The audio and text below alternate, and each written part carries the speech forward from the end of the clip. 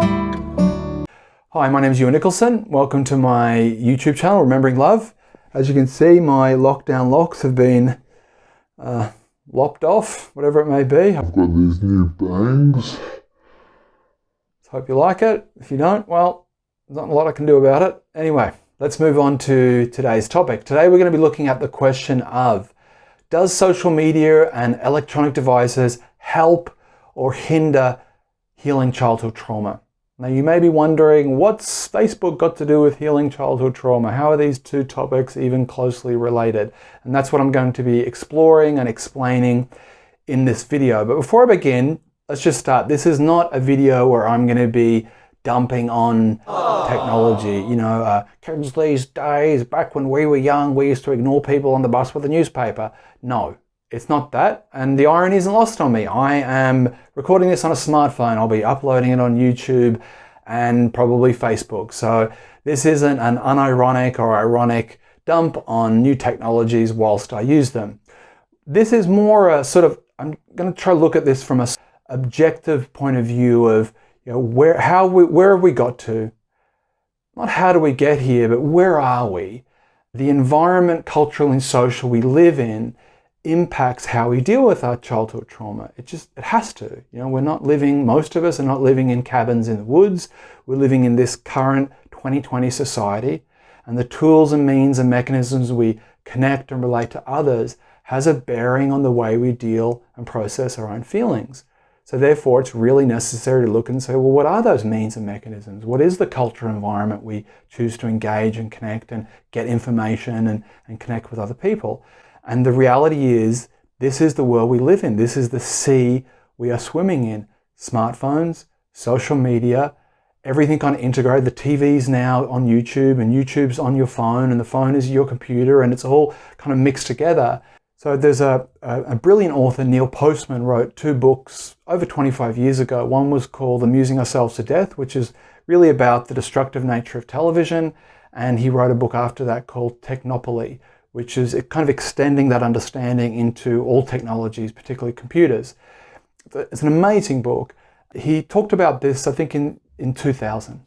Have a listen. For instance, if one wants to think about what has happened to public life in America, and one has to think, of course, first about television, but also about CDs, and also about all sorts of faxes and telephones and all of the machinery that takes people out of public arenas and keeps them fixed in their homes, so that we have a kind of privatization of American life. And one hears people say with some considerable enthusiasm that in the future, putting television, computers, and the telephone together, people will be able to shop at home, vote at home, express political preferences in many ways at home, so that they never have to go out in the street at all, and never have to meet their fellow citizens in any context, because we have this ensemble of technologies that keep us private, away from all technological change is what I call a Faustian bargain. It gives you something, but it also taketh away something. Now, in America, and this is one of the reasons I thought I should write this book, we tend to be extremely enthusiastic about technology, about what it's going to bring us, so that almost any American, in considering anything from lasers to computers to television, can tell you for a half hour or more what this new technology will do for us. But there are very few people who have ever considered what a new technology will undo. So I wrote my book from the point of view of what it will undo, how it will change and has changed for the worse some of our social institutions and psychic habits. So what you see he's saying there is, you know, the fact that And he said this like close to 25 years ago. If he could see things today, and he wasn't a prophet, he just kind of understood that if this understanding of technology just goes unquestioned, then things just spread out and become more and more pervasive. And the future he predicted, where everything is going to be done at home and you don't really need to leave your house, has become true. So it's important to understand that we never signed up to this. You know, we never had a vote and had a consensus that the value of having a smartphone and all the things we now have is worth the cost of what we see now, that I go to pick up my kids from school, everyone's on their phone. I go to the bus, everyone's on their phone. Everyone is just at the beach, everyone's on their phone. Everyone is on their phone all of the time. If you go to a restaurant, everyone's on their phone. It's just everywhere. And we've never really stopped and said, well, was it worth it? Should have we done this? Is the benefits worth the cost? And there is a cost. And the cost I want to look at today is what's the cost when it comes to healing a childhood trauma. But before I go into that, I also would like to look and say, well, what are the benefits? So it's not all just negative. And I'd like to look at Facebook today primarily as a kind of case study, because I don't use TikTok. I think most people in this path over 35, more or less, maybe these are the more common apps that we use. So rather than jumping to Instagram, Snapchat, Twitter, we're going to look just at Facebook as the kind of the key example. So how has Facebook helped me? First of all, through Facebook, I have access to a lot of great resources, a lot of great authors, a lot of great lecturers when it comes to healing childhood trauma. There's also great communities on Facebook. In terms of accessing information and connecting with people, helping people, be helped by people, Facebook is an amazing tool. And I've benefited from that. It's helped me in that regards. Probably something a little bit more subtle. I'm an Australian living in Spain. So during the time I've been out of Australia, Facebook has definitely given me an ability to connect with my friends, stay in touch with what they're doing, look at their kids, post pictures of my kids, all that kind of stuff. And I think when it comes to healing trauma, having that outlet to connect more with friends and stay in touch, yeah, it's definitely been a good thing. So I think in terms of those things, connecting and access to resources, these social media apps can be of benefit. Now, when it comes to hindering, I'm going to go into a little bit more detail because there's a lot to kind of unpack. So when we go onto Facebook, what we need to understand is, what are we really going on to? Now, Facebook promotes itself as a social media app. It's there to help people connect with people, something along those lines. But if you really look at it, what Facebook is an advertising platform. Just like a newspaper sells news, but really what it's selling is space to advertisers. A television station has TV programs, but what it's really doing is selling the space in between to advertisers.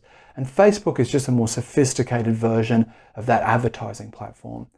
So that's the thing to understand, that when you go into Facebook, you're going on to an advertising platform, and advertisers want to sell you things, whether you need them or not. They want to persuade you, they want to draw you in, and they want to sell you things. That's why you're there for them. That's how Facebook makes their money, selling your eyeballs and your attention. They call it the attention economy.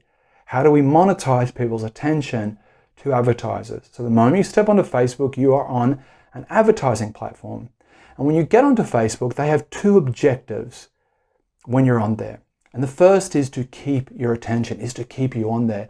The longer you're scrolling, the more you're clicking, the more you're engaging, the more time, literal time you spend, 1 hour, 2 hours, 3 hours, then the more time they have to expose you to advertisers. Just like if you watch television in the olden days all night, then all night you're exposed to ads. Facebook is no different. But unlike a TV, the difference between social media platforms, and Facebook and all these platforms, is you're engaging with the platform. So you are they're not only there to kind of keep you hooked, and they have very sophisticated methods to keep your attention. If you listen to this Facebook executive, former executive Facebook, talk about how they do it, it's very interesting. If the thought process that went into building these applications, Facebook being the first of them to really understand it, that thought process was all about, how do we consume as much of your time and conscious attention as possible?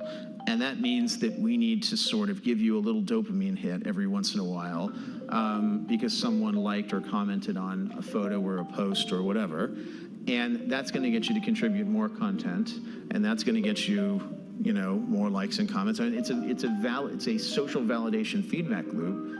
We know for a fact that what all of these systems do, every single one, is it exploits our own natural tendencies in human beings to get and want feedback.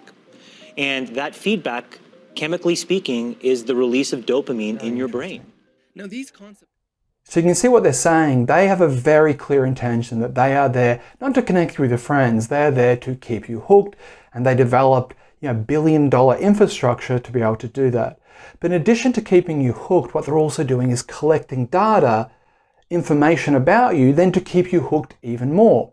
So every time you go into Facebook, you like something, you click on a link, you have an argument with a friend, you update your relationship status, you share something sad that's happened, all that information is being collected by AI algorithms, and it's all been collated to form a profile of you. But not only are they collecting information about what you do on Facebook, but when you leave the platform of Facebook with cookies and various things, they're able to harvest your data of what you're searching on YouTube, what you're going on Google, what other websites you're going to, Amazon, etc. And they collect all of that in to add to that profile. So they have a sense of who you are, what you do, what you like, what you don't like, your intimate secrets that are revealed in what you click on and where you go, to get a sense of this is who you are. Now, I've been on Facebook since 2008, and I voluntarily handed over an enormous amount of information, not like my personal private secrets, but just the things I engage in politically, religiously, friendships, tell you a lot about a person. You have 12 years of that data. It gives you a very in-depth, multi-layered understanding of that individual, which then they can hand to advertisers then to tailor specific ads to you.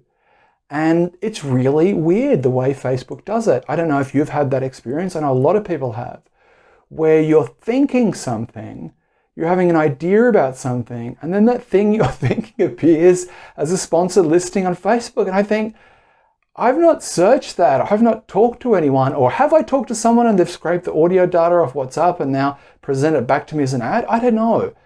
But it's just, what I understand is having that amount of information over that amount of time, they are going to be able to do predictive things. They are going to be able to say, well, if this person does this, this, and this, it's more likely they're going to want this, this, and this, and we can present that accordingly. Let me give you an analogy about the way you should approach social media. Imagine you have a friend and he says, look, I want to introduce you to this friend of mine. He's a great guy. He's really fun. I think you'll hit it off really well. You should spend some time together. So you meet this friend. Very funny guy, very interesting.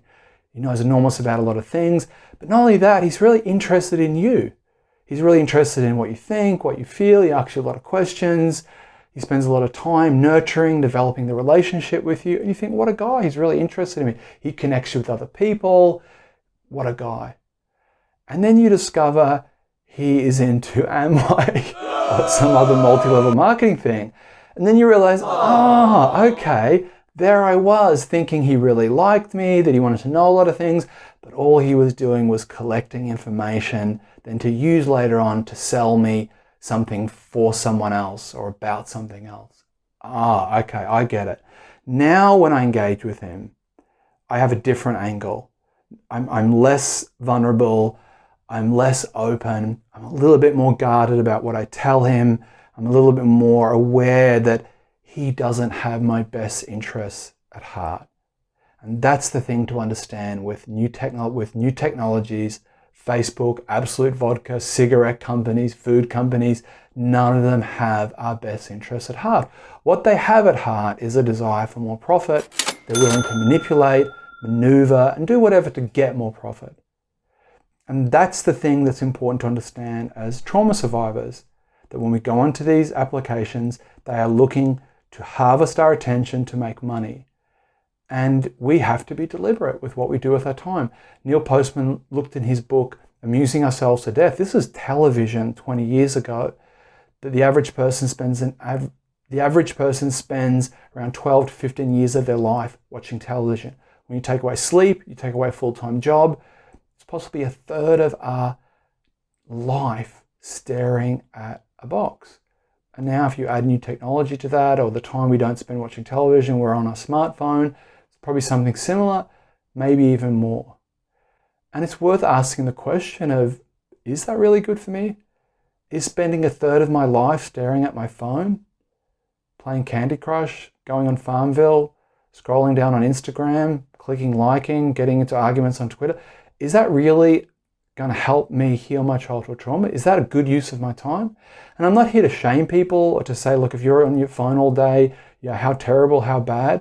It's more just to be aware that when we get on our phone, we are working against the interests of multi-billion-dollar corporations that have multi-billion-dollar AI algorithms and infrastructures and the smartest people in the world working on how to hook us and how to manipulate us. That is what we're up against.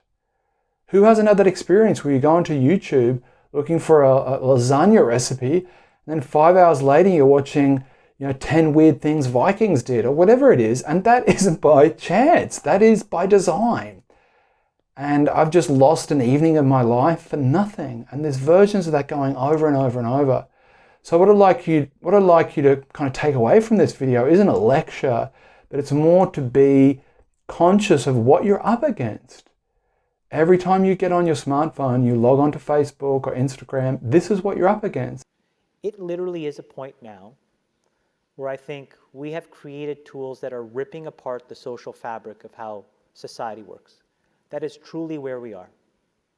And I would encourage all of you as the future leaders of the world to really internalize how important this is.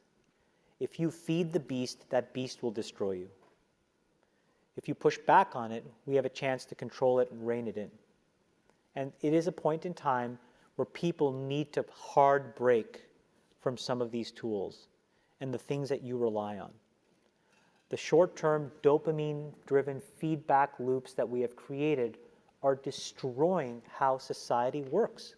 And if you know you're up against that, you know they're out to manipulate you and profit from you, then you can engage and connect with those apps, but with an appropriate wariness, an appropriate vigilance as to, I got to think what's in my best interest, not what's in Facebook's interest. So as a result of that, I've developed little, not techniques, but little rules for myself about when I get on Facebook and when I don't, what I follow, what I don't follow, what I click on, just to protect myself. I think the two worst things that can come from being on Facebook a lot is a basic waste of time, that you're on there really doing nothing and there's no value in it, except giving information to Facebook and advertisers.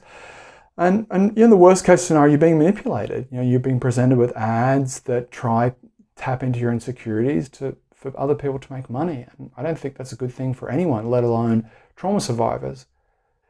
That's my takeaway. Be aware, be conscious, be vigilant, be aware that, and make yourself some rules, be kind to yourself, and just value your attention. Value what you do with your attention and your time. And know you're up against some very powerful forces that don't have your best interests at heart.